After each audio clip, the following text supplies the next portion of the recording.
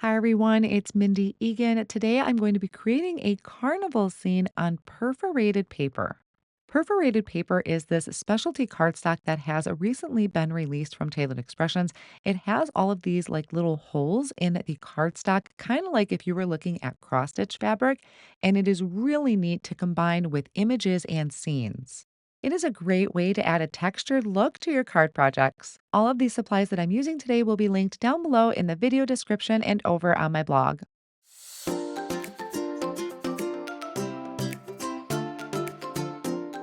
Here are some of the supplies I'm using, starting with the cardstock. I have sugar cube, watermelon, and perforated paper. I have the Around Town Carnival layering stencil and the coordinating die. Enjoy Today stamp set and coordinating die. And I'll also be using the Around Town stencil.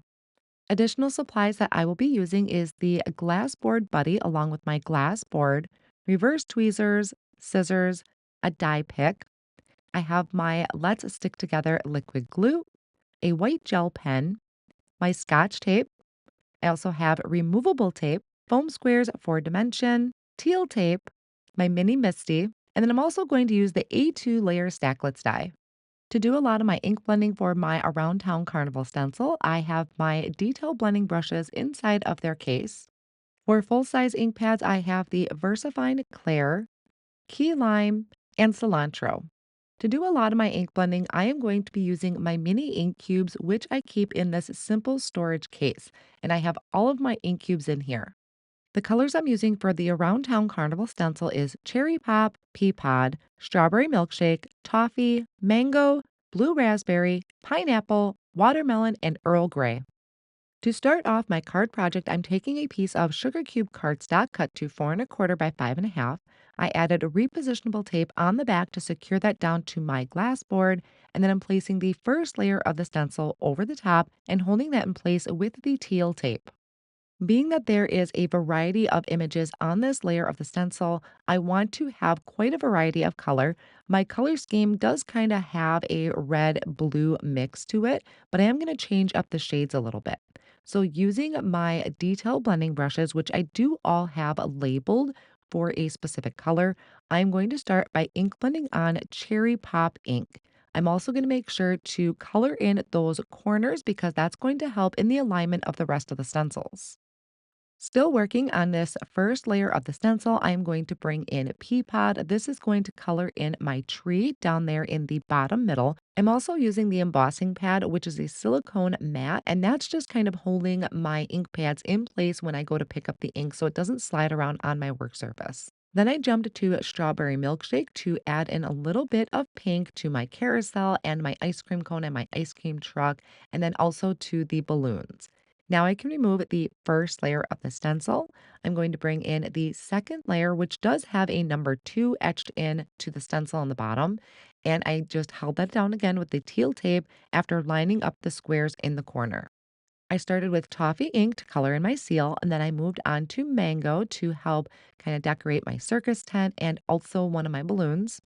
Then I moved on to blue raspberry, which is going to give these images a nice pop of bright blue.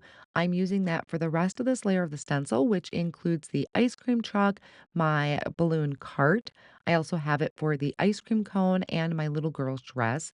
We have the popcorn cart, some pieces to the Ferris wheel, and then also my carousel. This is the main reason that I decided to use ink cubes today instead of full-size ink pads is it was a lot easier to just grab one little ink cube to do that little bit of ink blending, and I can quickly and easily change between colors. So I'm removing that second layer of the stencil, brought in the third layer, once again lining up those corners, starting with the toffee ink to color in the trunk for my tree. And I also added some to the horse or some of the pieces for the horse on my carousel. I added some over to my Ferris wheel, but of course, you could change these colors up to whatever you choose.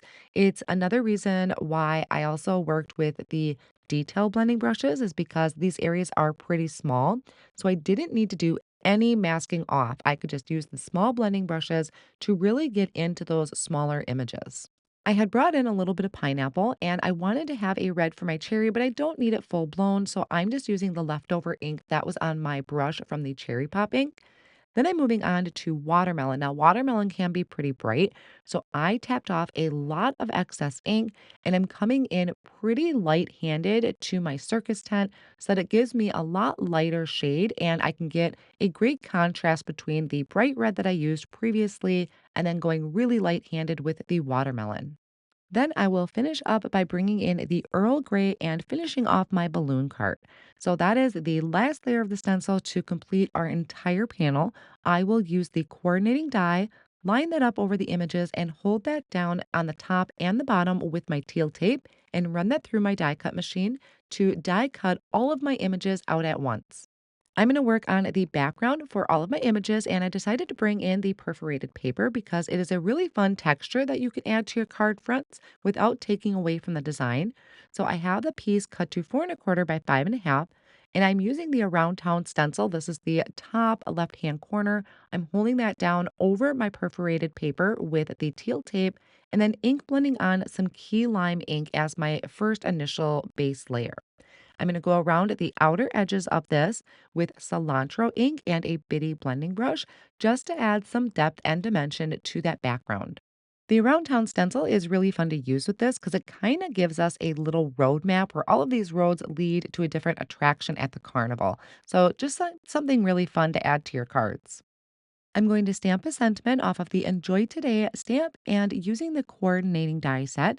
So, of course, I'm using my Mini Misty. I'm going to remove the foam insert from my Mini Misty and I'm stamping out two sentiments because at first I couldn't decide which one I wanted to use. So, I'm stamping both of them right away using my VersaFine black ink. Let that dry for just a second because VersaFine does take a little bit longer to dry, and then use the coordinating dies to die cut them out, holding in place with my Scotch removable tape. I'll start with the assembly of my card, and I apologize. Off screen, I used the A2 Layers Stacklet die to die cut out my stenciled panel that I used for the Around Town background, and that was on the perforated paper. So I did trim it down, and I have another piece of sugar cube cardstock that I'm layering behind that. I attached my perforated paper using some Scotch tape, and then I can add this to a card panel from watermelon cardstock cut to 4 1/4 by 5 1/2. Once I decided on a sentiment, I die cut it out two more times from sugar cube cardstock, and I'm going to layer it together using my liquid glue. You, of course, could use foam tape or foam squares, but I'm using cardstock to add the dimension. Then I can start adding everything to the front of my card panel. I did kind of lay things out ahead of time, so I pre-planned my design. Most of my images do have a foam tape behind them to pop them up from the card panel and just give everything a little bit more dimension. And I think it adds a little bit more playfulness to it because it really does look like all of these elements are sitting in the park and the little girl is walking around and just having the time of her life. Sometimes the release paper can be a little hard to remove, so I like to use my die pick to get underneath that release paper and remove it. And then I collect all of that backing in my glass board buddy, and it's really easy to just pick that up and dump those backings into my garbage when I'm done. I do have a couple images that I didn't end up using along with that sentiment, so I think those would be really cute on its own for a very clean and simple card. I came back through and I used a white gel pen to add highlights to all of my images. And that is going to finish up my card project. I love this fun scene of a carnival and really bringing in these summer vibes. I hope you enjoyed today's inspiration. You can pick up these products now over at Tailored Expressions. Thanks for joining.